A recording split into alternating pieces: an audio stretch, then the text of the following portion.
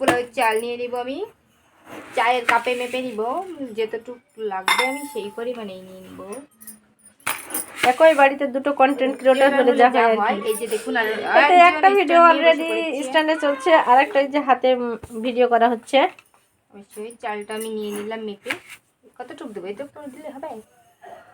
তো রোস্ট তো আর শুধু শুধু খাওয়া যায় না, তাই সাথে পোলাও রান্না করা হবে। এখন আমি রোস্টটা ম্যারিনেট করে নিব।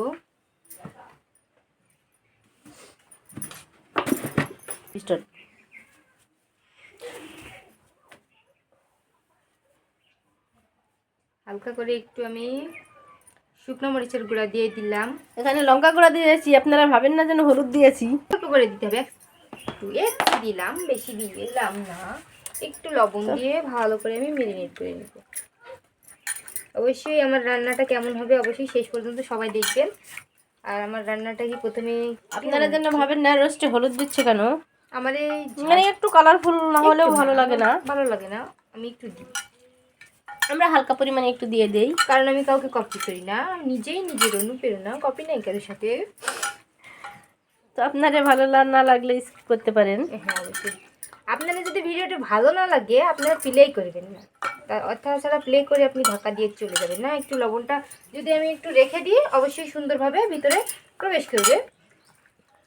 এই যে আমি এখন একটু রেখে দেব, হালকা মশলা দিয়ে আমি একটু রেখে দেবো। এই যে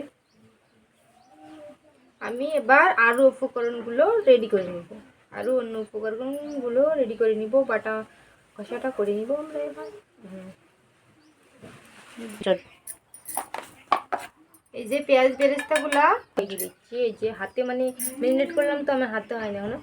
পেঁয়াজগুলো আমি পোলাও হাতেও দেবো আর এই রোস্টের ভিতরেও দেবো। আপনারা মনে করেন প্লাউ যাকে বলে প্লাউ। এই যে আদাটা বেটে নিব আমি, আদাটা আমি পোলাও হাতে দেবো না, এইটা আমি এখন শুধু রোস্টে দিব, কারণ আমাদের ব্লেন্ডার কেনা হয়। ওই যে কাজু বাদাম আমাদের হাতের কাছে ছিল না, তাই আমরা চীনা বাদাম দিয়ে রোস্ট রান্না করব। তো যাদের কাছে হাতের কাছে কাজু বাদাম থাকবে আপনারা অবশ্যই কাজু বাদাম দেওয়ার চেষ্টা করবেন।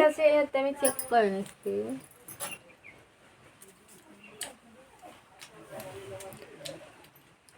তো এই যে আমাদের পুরো উপকরণগুলো এখনো পুরো উপকরণ নাই, আমার এই টক দইটা এখনো পারফেক্ট হয় নাই, তাই আমার এই টক দইটা সামনে আনার মতো না, সামনে এখন আনা হয়নি, পারফেক্ট ভাবে সেট হয় নাই টক দইটা, তাই আমরা সামনে আসি নাই। অবশ্যই কিছুক্ষণের মধ্যেই জমে যাবে টক দইটা, টক দিয়ে আমরা জমতে রেখেছি। তো আমরা রোস্ট রান্নার ভিডিওটা আপনাদের সাথে পুরো ভিডিওটাই শেয়ার করব। তো সবাই মুরগিটা অনেক বড় ছিল আর আমরা ছোট মানুষ শত ভালো করে কাটতে পারি নাই, আপনারা আবার কেউ কিছু তাই রোস্টের শেপটা আসে না, আপনারা কিছু মনে করবেন না। রোস্টের শেপ আনার জন্য ছোট ছোট মুরগির প্রয়োজন, তো এখানে 6 কেজি ওজনের মুরগি তো পুরো রান্না রেখে দেওয়া সম্ভব না, ভিতরে তো খেতে তো অতটা টেস্টি হবে না, তাই আমরা ছোট ছোট না অবশ্য অনেকটাই বড় পিস, কিন্তু রোস্টের শেপটা আসে না, তাই একটু দেখা টাইপের হয়, সেই কারণে ভালো লাগবে না, রোস্টের শেপ আসে না, তাই তাছাড়া অনেকটাই পারফেক্ট এবং বড় পিস রয়েছে রেডি। তো অনেকটাই সুন্দর লাগতেছে। তো আমাদের ম্যারিনেট করা শেষ, তো আমরা পরের ভিডিওতে চলে আসছি। ভিডিওটি আর লম্বা করতে চাচ্ছি না, আমরা পরের ভিডিওতে রান্নার ভিডিওতে চলে আসছি। তো ভিডিওটি ভালো লাগলে সবাই ফলো দিয়ে পাশে থাকবেন, লাইক কমেন্ট শেয়ার করবেন। ধন্যবাদ সবাইকে।